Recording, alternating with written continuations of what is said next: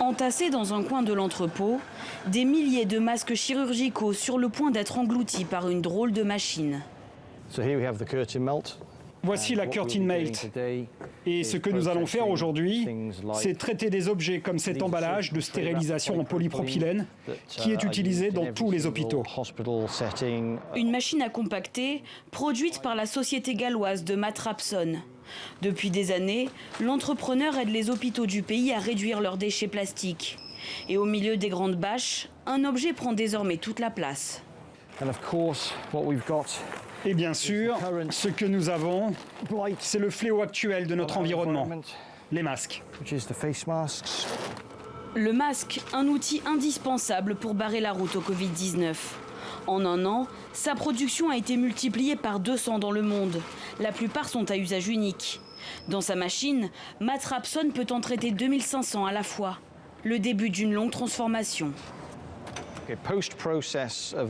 Après traitement par la machine, vous obtenez ces blocs de 20 kg de polypropylène pur. Ils sont totalement inertes, stériles. Ils sont prêts à être envoyés vers les industries de recyclage. Des blocs qui deviendront des chaises d'école, des seaux de chantier ou des boîtes à outils, au lieu de finir jetés par terre. Car une fois dans la nature, un masque met 450 ans à se décomposer. Un véritable fléau environnemental contre lequel Matt Rapson essaie de lutter. Le plastique ne doit pas forcément être jetable. La plupart des plastiques, si ce n'est tous, peuvent être récupérés et réutilisés. Et c'est formidable de savoir que nous faisons partie de la solution.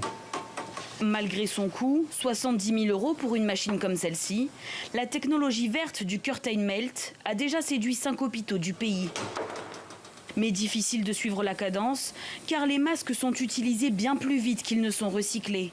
Sur les 53 millions de masques portés chaque jour au Royaume-Uni, 90% finissent à la poubelle.